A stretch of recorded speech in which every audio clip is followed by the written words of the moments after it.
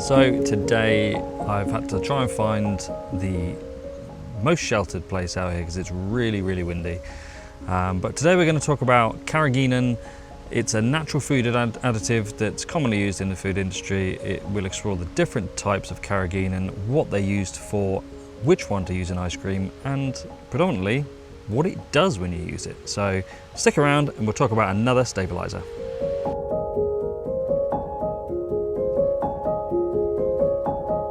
Carrageenan is derived from red seaweed, which is harvested from the coast of various countries, including Indonesia, Philippines, and Chile.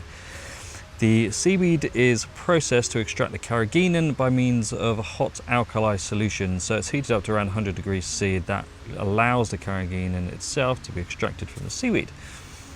There are three main types of carrageenan: Kappa, Iota, and Lambda. Now, Kappa carrageenan forms a strong, rigid gel and is used in the production of various dairy products such as ice cream. Iota carrageenan forms a soft, flexible gel and is commonly used in the production of jellies and puddings. And then there's Lambda carrageenan. That doesn't form a gel and is used as a thickener and stabilizer, but it is used in high-fat ice creams that you don't need gelling effect of the Kappa or Iota versions. Gels in ice creams are something you may or may not want. Usually a synergistic gel is desired in low-fat ice creams and not so much in ice creams with medium to high fat levels. They can create slimy mouthfeels if you use them with ice creams with too high fat. Think of a gel as a way to mimic the mouthfeel of high-fat ice creams. There are a few resources online that will show you how stabilizers work together to create gels. I've put a few links in the description below to such sites such as Dream Scoops and Underbelly. But now let's talk about Carrageenan and if it's good for you. Now, whilst Carrageenan is generally considered safe, some studies have suggested that it may cause inflammation in the digestive tract for some people. Just to put that into perspective, red meat, refined grains such as white rice, soda, fried foods, anything with sugar in it is also going to create inflammation in your digestive tract. So it's not unique in that respect. As with any food additive, it's important to use Carrageenan in moderation and just pay attention to your body's reaction. If you want to try using Carrageenan in your ice cream, start with small amounts. As with all stabilizers, always start with 0.1% because you can always gradually increase as needed. So Carrageenan, it will stabilize your ice cream base. It will control free water along with Guar gum if you combine it with that, and if you combine it with Locust bean gum, then it will reduce your ice crystal size as well. So that's why you'll generally find Carrageenan is used alongside another stabilizer. And that Guar gum, Carrageenan, Locust bean gum combo has been used for years. You can tweak it depending on the result and your ice cream that you're making. But as you can see, all these stabilizers can be worked and used together to reduce ice crystal size, to make a thicker, more viscous base, which in turn will give you a creamier mouthfeel and actually allows you to reduce fat in your ice cream as well.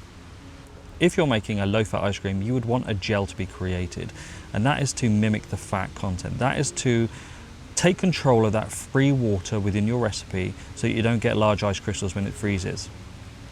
If you're making a high-fat or medium-fat ice cream, so anything from around 10 to 12% and upwards of fat content, you wouldn't want a gel to be created because you're going to get a slimy texture, and when you scoop it, it's going to be really strange. Gelato recipes are by nature all lower fat. So they're created with usually around 8% fat or less. There are now gelatos that go up to 12%, and the line between gelato and ice cream is being blurred, and that's because people think gelato is something very unique, and it's not. It's just a different form of ice cream. It's a lower fat, higher sugar form of ice cream. So that's why within gelato recipes you can use more stabilizers, because you've got a lot more free water, a lot less fat, And that's why that synergistic action of different types of stabilizers combined will make your gelato stand out. A lot of people make gelato and expect it to be as creamy and smooth as ice cream, but they don't add anywhere near as much stabilizer or any stabilizer. And in reality, all you're going to get is an icy block when you put it in your freezer. What you want is to use a right amount of stabilizer for the recipe that you're making. If you're unsure, you can contact me either through YouTube on any video in the comment section. I will reply, or you can go over to my website. We'll put a link on the screen here, and you can send me an email and ask me any questions you like.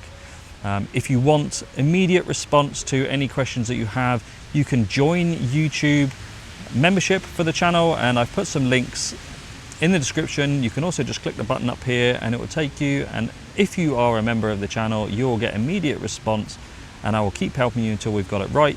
And there we go, that's another simplified ice cream stabilizer video for Carrageenans. There's obviously a lot more information for all of these. I will do a larger video, stabilizers part 2, when we're actually in the new house, so hold fast for that one.